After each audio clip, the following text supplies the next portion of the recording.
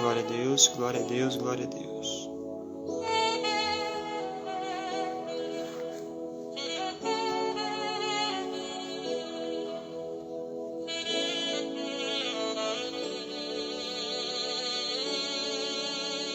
Fixar aqui. Aleluia.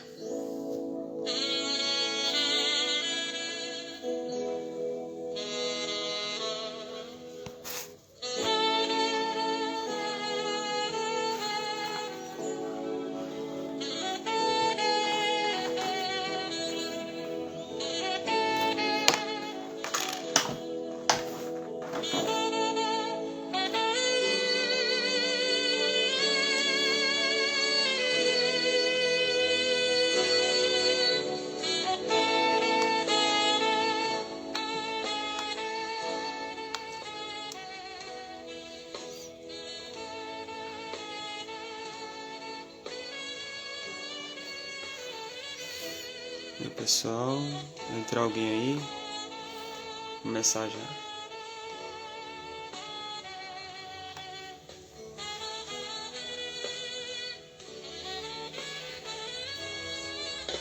Começar? Glória a Deus.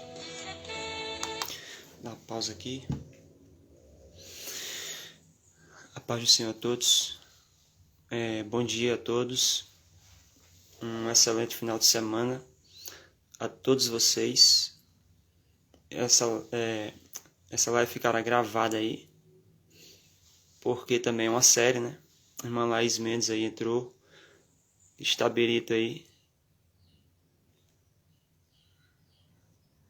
de Itaberito aqui, né? Na Assembleia de Deus, no bairro Praia aqui, onde congregamos também. Como venho falando, estamos numa série aí de Salmos, do 1 ao 150. Não estou entrando diariamente, mas sempre que possível, estou lançando aí mais sempre um novo salmo, dando seguimento à série. Nós falamos, nos salmos anterior sobre os salmos de número 18, porque salmos não são capítulos, salmos são números, na verdade. Nós vimos ali no Salmo 18 que Davi, ele, em forma de canção a Deus, louvou a Deus pelas bênçãos que Deus tem feito, em sua vida, pelos livramentos e tudo. Então esse é mais um salmo de Davi. Davi que escreveu muitos salmos, Davi foi um poeta, na verdade, e Salmos é um livro poético, E nós vemos Davi ele era muito sincero, muito transparente com Deus.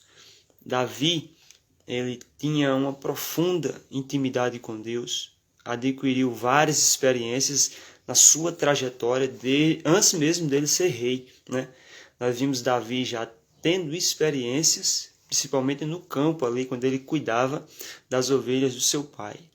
Etenilde, Deus abençoe sua vida. Van Balbino, glória a Deus. Então, mesmo antes de Davi ser rei, quando ele ainda cuidava das ovelhas do pai, Deus já olhava para Davi. Deus já estava preparando Davi. Deus já estava, já tinha escolhido, na verdade. Deus já tinha escolhido Davi. Mas só que Davi não sabia, nunca imaginou, como eu falei nos salmos anteriores de Davi, Davi nunca passou pela cabeça dele ser o rei de Hebrom, em Judá e em Israel. Ele nunca imaginou. Até porque ele cuidava das ovelhas do pai.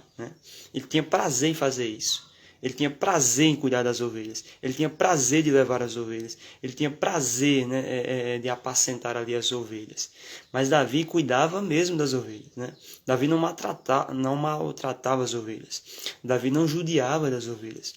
Nós vemos muitos pastores, de ovelhas mesmo, eu falo, não pastores em igrejas, mas pastores, já observei que eles maltratam ovelhas, batem nas ovelhas e tudo mais.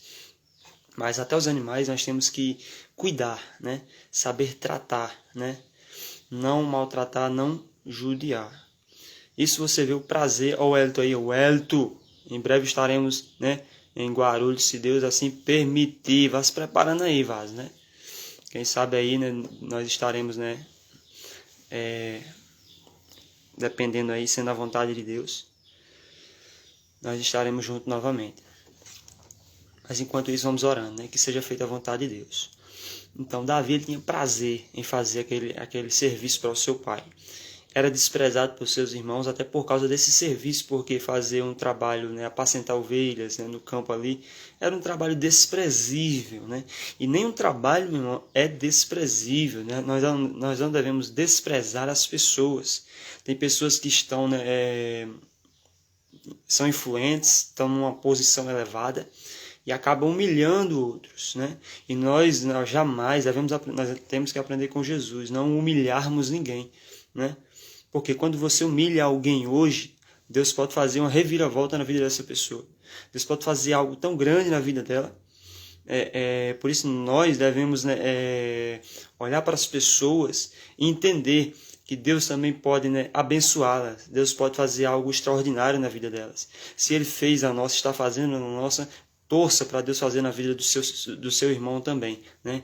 Isso não tem nada melhor, irmão, do que nós vermos alguém crescendo, seja ministerialmente, financeiramente, seja, né, numa empresa, seja em qualquer lugar, né? Então, tudo também é mérito, né? Deus também assim capacita, habilita e tudo mais. Observe aqui que Davi, tá bom, irmã? Glória a Deus, nesse salmo aqui de número 19, vai falar da excelência da criação e das leis de Deus. Assim como também da palavra de Deus, a excelência que há na palavra de Deus. Eu vou falar sobre primeiro a criação de Deus, nós vemos a excelência da criação de Deus e suas leis. Eu vou falar também da palavra de Deus, a excelência. Porque Deus sustenta todas as coisas através de sua palavra, firmamento, tudo Deus sustenta até hoje pelo poder da sua palavra. A palavra de Deus jamais voltou vazia e voltará vazia. A palavra de Deus sempre tem um endereço certo. E quando Deus fala, Ele cumpre. Glória a Deus. Então, nós começamos a observar, eu vou ler nessa tradução aqui, eu vou ler, né, do 1 ao 6, do 7 ao 11 e do 12 ao 14. Primeiro, do 1 ao 6. Os céus anunciam a glória de Deus, o firmamento proclama as obras de suas mãos. Os céus, está falando não só de um céu, mas de dois céus. Os céus.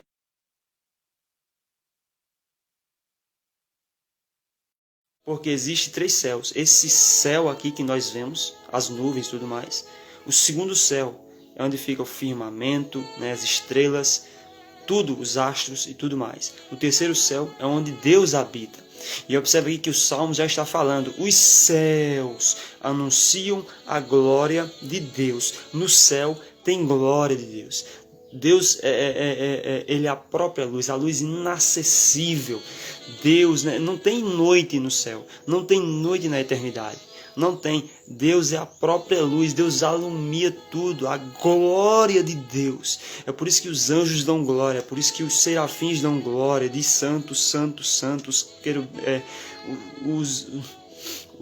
O arcanjo, né, os 24 anciões. E tudo que há no céu dizem: grande é Ele, todo-poderoso, digno de glória, digno de louvor, digno de honra, digno de adoração, digno de todas as coisas. Os céus declaram a glória de Deus. E o firmamento também declaram a glória de Deus. Por quê? Porque o firmamento está onde está até hoje. Deus sustenta tudo, né? Então, quando nós olhamos para a criação, nós vemos a glória de Deus, até na criação. E tem gente que não dá glória a Deus de jeito nenhum. Então, só de olhar, né, para o firmamento, para tudo que há no mundo, para tudo que Deus criou, é motivo de darmos glória ao seu nome, porque pelo Deus que Ele é, o Deus Criador. Observe também que quando nós olhamos, né, os pássaros, as aves, tudo, né, que sobrevoa, os mares, oceanos e tudo mais, nós podemos contemplar a glória de Deus. Os céus anunciam a glória de Deus, o firmamento proclama as obras das suas mãos, as obras do Criador. Observe aqui que os céus, eles anunciam a glória de Deus e o firmamento proclama. O firmamento que proclama. É como se o firmamento, em outras palavras, estivesse falando. Não falando, né? Claro, não falando exatamente, mas tipo, é como se o firmamento que está lá pudesse falar para a humanidade.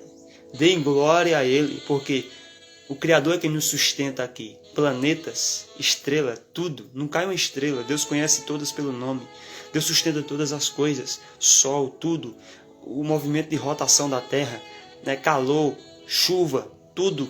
Deus controla tudo. Trovões, relâmpagos, tudo, né? Então, isso é motivo por isso que o firmamento proclama a glória de Deus. E nós também anunciamos a glória de Deus e também proclamamos as obras das suas mãos. Cada dia que passa, conta ao dia seguinte mais um pouco dessa glória. Cada dia que passa, nós vamos anunciando, nós vamos falando das obras que Deus fez, que Deus continua fazendo. Nós podemos, né, entender aqui que nós que reconhecemos o senhorio de Cristo, o senhorio, Deus como Todo-Poderoso, como nosso Deus, o Deus vivo, nós podemos contar a cada dia mais um pouco desta glória do Deus que o nosso Deus é. Glória a Deus, não só de ouvir falar dele, mas conhecê-lo e procurar conhecê-lo cada dia mais. Esses discursos são silenciosos, não se ouve uma palavra, mas a sua voz ressoa por toda a terra e as suas palavras até os confins do mundo. Por quê? O que Deus fez, irmão, a obra da criação dele, tudo que ele criou, formou, ainda que alguém não conte, ainda que alguém não anuncie, ainda que alguém não proclamasse, né? Só do que Deus já fez aqui na criação e tudo mais, isso vai percorrendo por todo mundo, por toda a humanidade. Por exemplo, quem nunca está perplexo, maravilhado com a obra da criação de Deus? Tem muitos ateus que não acreditam em Deus, né? Eles se revoltam e tudo mais, e outros dizem que nós viemos de pó de estrelas, outros dizem que foi um Big Bang, mas a Bíblia diz lá em Gênesis que Deus disse: haja luz e houve luz, e tudo que Deus fez era bom, que tudo que Deus estava fazendo era bom, né? E agradável. Então, tudo que Deus faz é perfeito, é bom, é excelente, glória a Deus.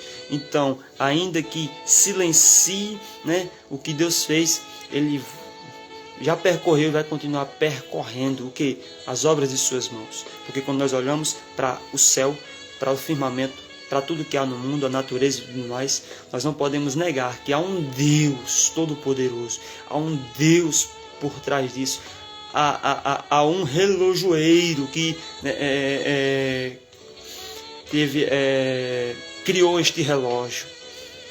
Glória a Deus, porque nós vemos, né, as coisas, tipo, vamos supor, um relógio. Mas quem teve esta mente de criar, por exemplo, um relógio, né? Melhor dizendo.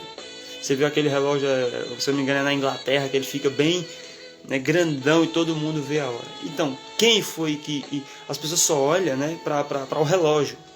Mas quem foi a ideia de fazer um relógio, de criar um relógio, de fabricar um relógio?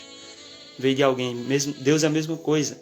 Por trás de tudo isso que Ele criou, por trás de tudo que Ele formou, existe um Deus que é todo poderoso, um Deus que está no controle de todas as coisas. Onde Deus traçou um caminho para Ele, dia após dia o sol percorre esse caminho brilhante e belo como um noivo que sai do seu aposento, forte e alegre como um atleta participando de uma corrida. Glória a Deus. Isso é muito interessante. Deus traçou um caminho para ele. Dia após dia o sol percorre esse caminho, brilhante e belo como um noivo que sai do seu aposento, forte e alegre como um atleta para participante de uma corrida. Glória a Deus. Então nós observamos aqui que Deus faz com que, né, isso percorra naturalmente, né, as obras de suas mãos. Não há como negar que este Deus é maravilhoso, que este Deus é todo-poderoso, que Ele de fato é o Criador, ainda que alguém não acredite e não creia, não queira reconhecer Ele. Observe aqui que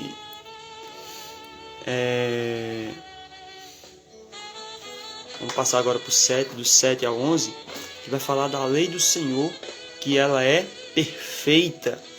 E estes versículos falam exatamente, né,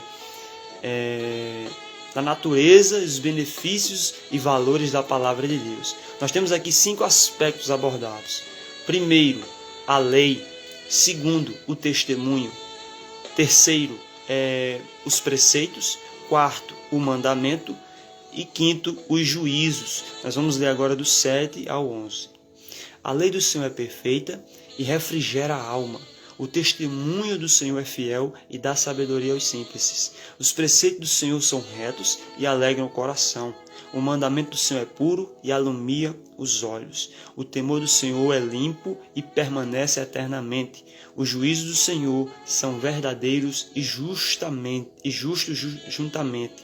Mais desejáveis são do que o ouro, sim, do que muito ouro fino, e mais doce do que o mel e o licor dos favos. Também por eles é admoestado o teu servo, e em os guardar a grande recompensa.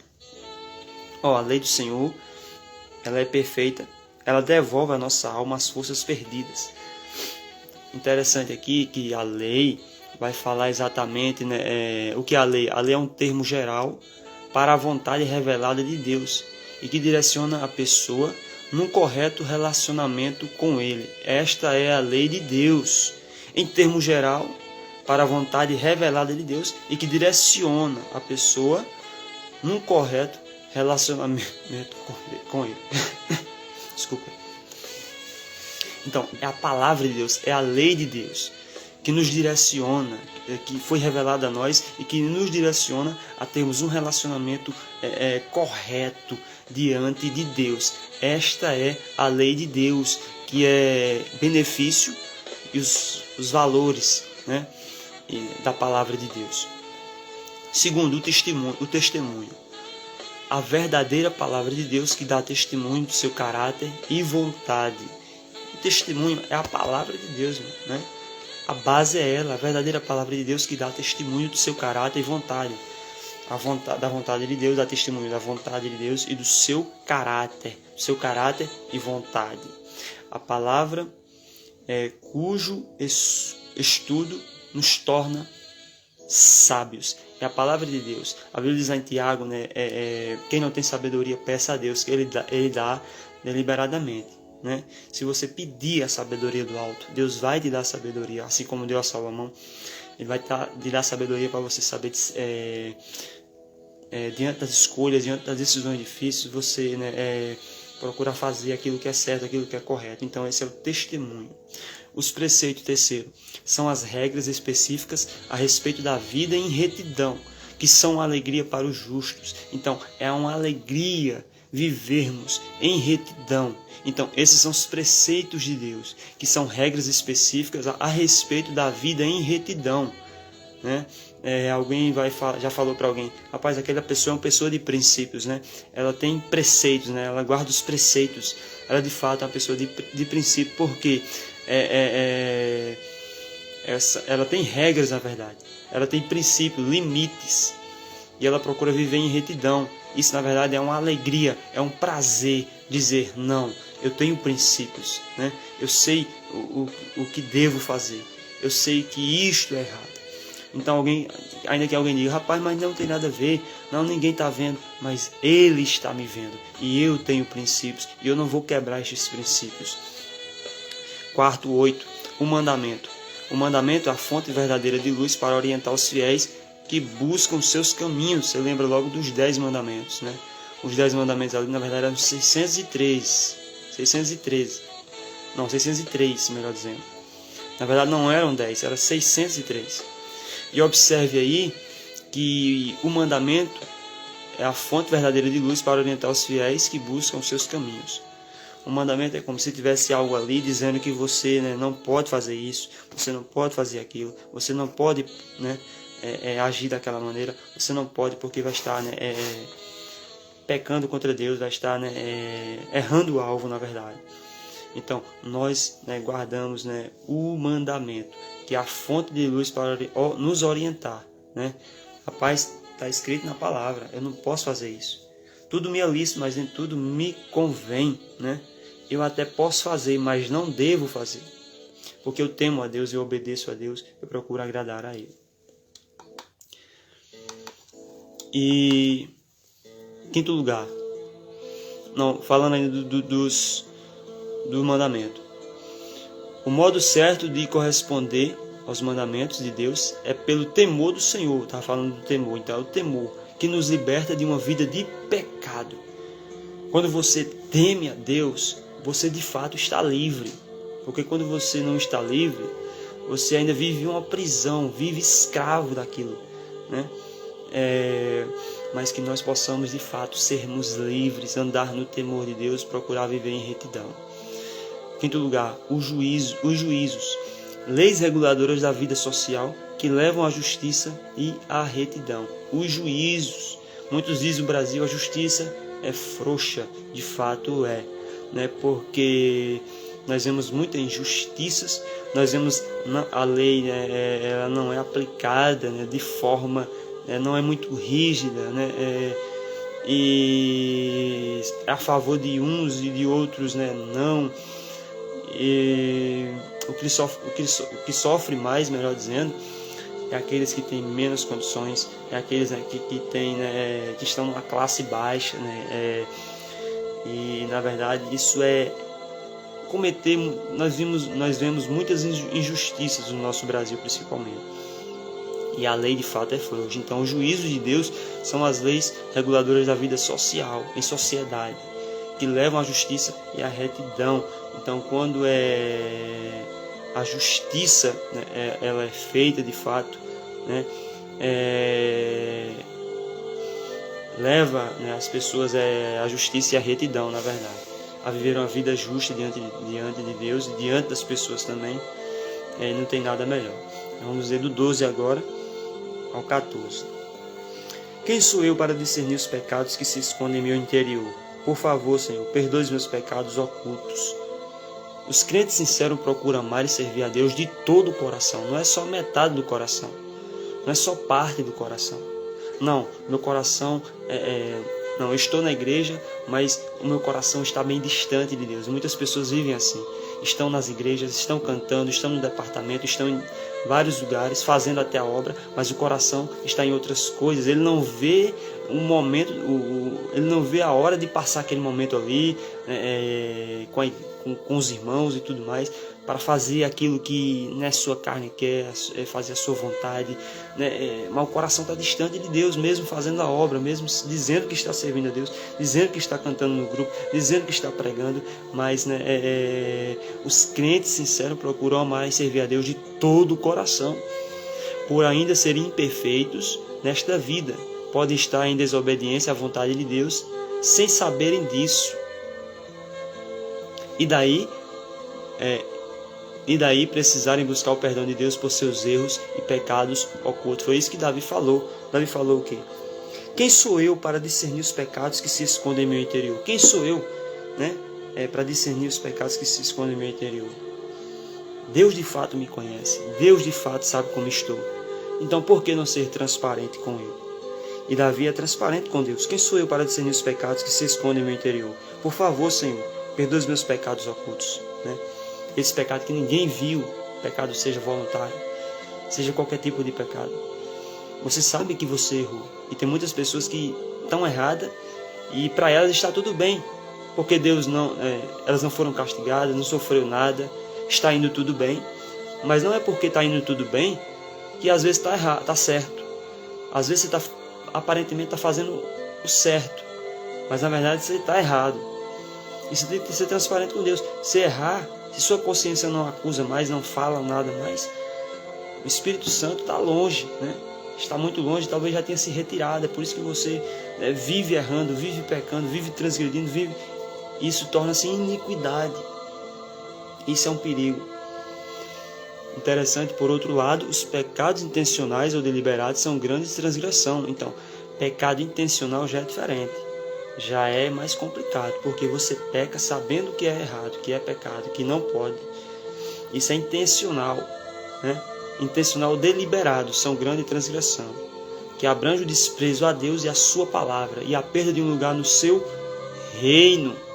Então observe, de tanta pessoa pecar, de tanta pessoa errar, ela acaba desprezando as coisas de Deus, não tendo prazer mais nas coisas de Deus, não tendo prazer mais em orar, não tendo prazer mais em fazer nada. Ela não consegue nem evangelizar mais, não consegue nem fazer mais nada. Então, fica travado ali, porque o pecado trava, o pecado, né, afasta a pessoa de Deus. Então o motivo das pessoas se afastarem da igreja, se afastarem, né, é o pecado, irmão, não tem outra coisa. Não tem desculpas, não, porque fulano fez isso, porque fulano fez aquilo comigo, falou assim, falou assado, falou... Não, você está na igreja por causa de Cristo ou por causa de pessoas? Porque quem se decepciona com os homens, né? Porque isso está sujeito, você se decepcionar com homens, nunca esteve firme em Cristo. Porque meu alvo é Cristo, meu alvo é Jesus, eu estou olhando para Cristo, Jesus não tem defeito. Quando eu paro de olhar para o que é perfeito, eu começo a ver defeito em tudo. Mas quando você reconhece que você tem defeito, você também erra, você vai olhar para o seu irmão e dizer também, né, ele também é falho, né? Assim como eu sou falho. Assim como ele precisa de Deus, né, da ajuda de Deus, do Espírito de Deus, eu também preciso. Então, se ele errou, se ele falhou, eu vou procurar ajudá-lo, me aproximar dele, né, e procurar continuar seguindo o caminho. Porque tanto você pode, né, você medir alguém hoje, você vai cair lá mais na frente. Você vai tombar mais na frente. Se você olhar, isso não vai acontecer comigo não. Eu nunca vou pecar, eu nunca vou errar, eu nunca vou fazer isso. Se você falar isso, você mais na frente vai cair. Então, nós devemos ter prazer nas coisas de Deus. Nós devemos, né, amar a palavra de Deus. Nós devemos, de fato, né, ter prazer em falar com Deus, nas coisas de Deus. Em Gálatas, lá, por exemplo, vai falar sobre a guerra, né? O espírito contra a carne, que eles são opostos, na verdade. A carne nunca vai querer que você ore, que você leia a Bíblia, que você, né, cante. Não, a carne quer Netflix, né? A carne quer que faça a vontade dela, né? As coisas desta terra, né? Então nós devemos, né, deixar que o novo homem prevaleça. A nova pessoa que Cristo nos tornou prevaleça sobre a velha criatura que éramos. Porque existe esse conflito, esta guerra que vamos travar enquanto estivermos em vida aqui. E Gálatas fala exatamente sobre isso, as obras da carne e o fruto do Espírito, né? E o fruto do Espírito é mansidão, alegria, temperança, domínio próprio, todas essas coisas aí, amor, né? E tudo mais. As evidências de Deus estar na nossa vida é quando nós permitimos o Espírito de Deus produzir esses frutos, aparecem em nossas vidas. Amor, alegria, paz, longanimidade, benignidade, fé, mansidão, temperança. Isso revela o caráter cristão, né? Que de fato Cristo está em nossa vida, o Espírito de Deus está em nossa vida. Então o salmista é bem claro aqui. Vamos ler o 14 já para finalizar, o 13. Livre-me também dos pecados que cometo voluntariamente, né? Pecados voluntários, que às vezes você acha que ninguém está vendo, ninguém viu, né? Eu estou sozinho, eu estou no escuro, ninguém está me vendo. Você pode estar em qualquer lugar, Deus vê você, Deus vê a mim. Então nós devemos ser transparentes com Deus, né? Porque achar que isso já vem do Éden, quando Adão pecou, Eva pecou, eles foram o quê? Se esconder. E os homens tentam fazer isso, né? Às vezes o pastor não está vendo, às vezes o líder da mocidade não está vendo, o líder dos senhores não está vendo, o líder das senhoras não está, a líder das senhoras não está vendo, ninguém, mas Jesus está vendo, Deus está vendo. Então, nós devemos procurar, né, entender que Deus está nos observando. E às vezes, por sermos falhos, imperfeitos e tudo mais, acabamos agindo como Eva e como Adão. Às vezes fazemos algo ali, sabemos que Deus vinha todas as vezes na viração do dia, conversava com Adão, conversava com eles, mas teve um dia que foi diferente. Deus falou, fez uma pergunta: onde estás? Né? Deus sabia onde Adão estava, onde Eva estava. Não precisava Deus perguntar. Se Deus quisesse, Deus falava, ó, sai daí, vocês estão escondidos aí, por quê? Estamos aqui e tal. Então, chegue diante de Deus, seja transparente com Deus, sincero com Deus. Davi foi sincero. Porque quem vai falar isso aqui, irmão, isso é louvável diante de Deus. Quando ele diz, livre-me também dos pecados que cometo voluntariamente. Muitos poucos falam isso. Chega diante de Deus, não precisa você falar publicamente, talvez seja algo mais grave, você vai diante do pastor, alguém que vai te orientar, alguém que vai dar um conselho a você, né, vai liberar a palavra de Deus para você. Talvez não vai ser aquilo que você espera, mas é para o seu bem, para a sua alma, né? E você vai receber uma orientação, um conselho. E Davi, ele chegava primeiramente diante de Deus, antes de qualquer pessoa, você chegue diante de Deus primeiro. Livre-me dos pecados que cometo voluntariamente, não deixe que eles me dominem. O pecado não tem domínio mais sobre mim e sobre você. O pecado não pode nos dominar mais. Por quê? Nós nascemos de novo, somos novas criaturas. Então, se você ainda é escravo do pecado, você não é livre, você não foi liberto de fato. Você não deixou a verdade de libertar, que é Cristo. Então, observe aqui que Davi falou, não deixe que eles me dominem. Então, é uma guerra, é uma luta. Todos os dias. Assim ficarei livre da culpa. Enquanto você não confessar, não abandonar, não se arrepender, você vai viver com a culpa na mente. Qual é a culpa? A consciência vai pesar. Dizer, você precisa mudar. Você precisa confessar. Você precisa se arrepender. Você precisa, se humilhar. Você precisa reconhecer que errou. Enquanto você continuar vivendo no pecado, vivendo naquilo ali que é desagradável a Deus, você vai viver cheio de culpas em sua vida. Davi diz, assim ficarei livre da culpa, porque não deixe que eles me dominem. Livre-me, Senhor. Assim ficarei livre da culpa, escaparei de cometer grandes pecados. Você vê que Davi ele fala em outro salmo, guardei a tua palavra no meu coração para eu não pecar contra ti. Então nós só não vamos cometer algo errado, pecar contra Deus, quando nós guardarmos a sua palavra. Porque quando nós viemos um pensamento de errar, de fazer algo errado ali, tal, tudo mais, agir errado, nós vai olhar e vai dizer, rapaz, a palavra está guardada aqui. Eu sei que eu não posso fazer, eu não devo fazer isso. Vai me fazer mal, vai me travar, vai me atrasar. Então, para que eu me atrasar? Se eu tenho que continuar, se eu tenho que prosseguir. Deus tem coisas melhores para mim. Deus tem coisas grandes para mim. Então, por que eu vou trocar este momento aqui com Deus, na presença de Deus, por algo passageiro, momentâneo ali, que vai me deixar cabisbaixo, travado, parado? Assim ficarei livre da culpa e escaparei de cometer grandes pecados. Desejo que as palavras da minha boca e os meus pensamentos íntimos sejam sempre agradáveis ao Senhor, minha rocha e meu libertador. A maneira justa de reconhecermos a obra da salvação efetuada em nossas vidas é orarmos sempre para que Deus mantenha nosso coração, nossas palavras e nossa vida livres de pecado e agradáveis a Ele. Tanto a meditação do nosso coração quanto a reflexão da nossa mente devem ser aceitáveis diante do Senhor. Glória a Deus. Então, que nós, Deus mantenha nosso coração, nossas palavras e nossa vida livres de pecado. Que nós possamos ter prazer nas coisas de Deus, na obra de Deus, em fazer as coisas de Deus. Que nós, devemos ter prazer em falar com Deus, em entrarmos em sua presença, em andarmos em sua presença, em pregar, em louvar, ter prazer em estar em sua casa, no templo, juntamente com os irmãos, em comunhão e tudo mais. Glória a Deus.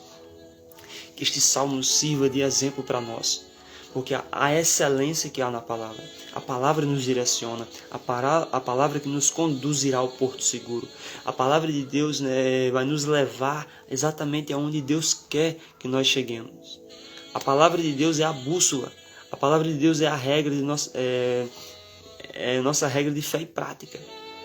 Se nós procurarmos viver por ela, andarmos por ela, ser guiados por ela, você vai ter uma vida espiritual abençoada, seja também em outras áreas. as coisas, né, vai acontecer, as coisas vão começar a fluir naturalmente. Deus vai começar a trabalhar de uma maneira especial. Isso só porque você procurou honrar a Ele, agradar a Ele, fazer a vontade dEle, obedecê-lo, andar no temor dEle, ter prazer, né, servir a Ele não por obrigação, mas por prazer em estar em sua presença, em fazer a sua vontade. Então que possamos,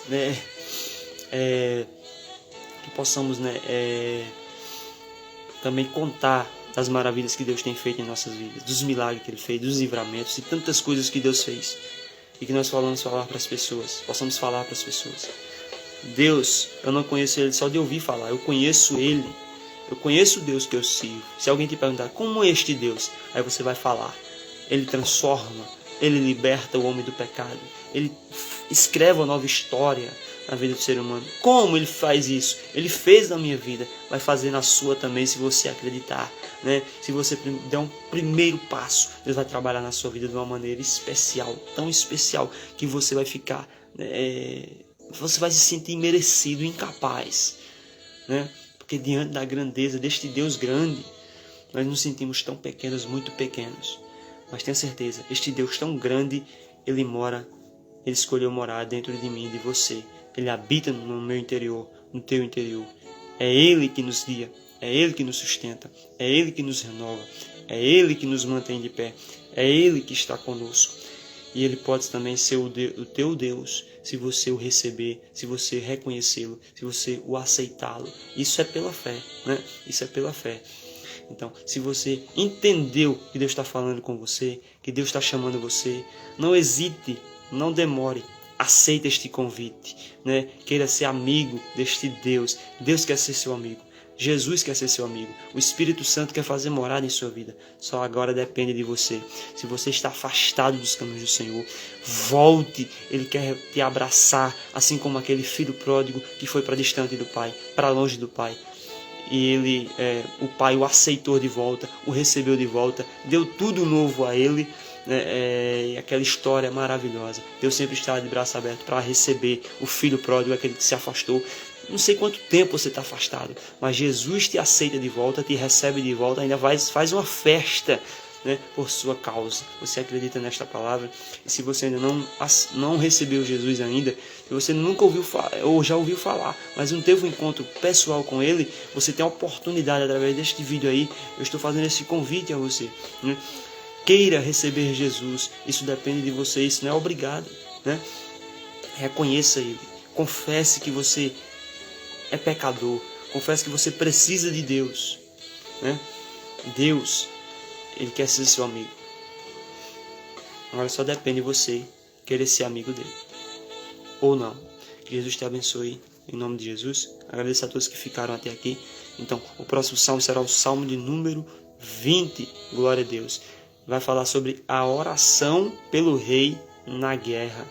Esse salmo é muito lindo, né? Eu te espero na próxima, né, série, na próxima salmo da série Salmos de número 20, né? Vai ser um salmo edificante. Nós vamos aprender muito, né? Estarei aí fazendo o post do cartaz do salmo 20, né? Estarei te convidando para rever estes salmos do 1 ao 19. Esse agora, o 19, vai estar lá já, né, na série lá. Você pode ver do 1 ao 19, já vai estar lançado, do 1 ao 19, no Instagram mesmo.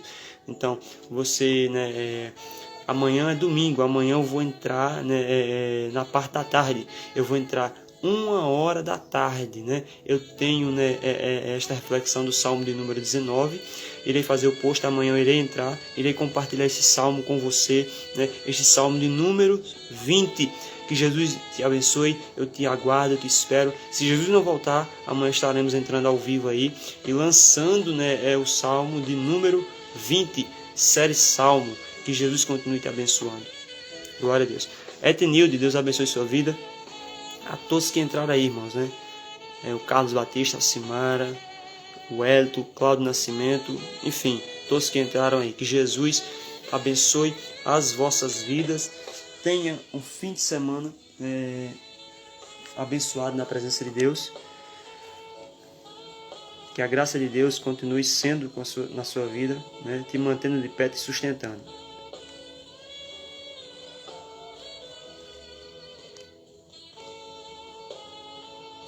Glória a Deus. Deus abençoe sua vida.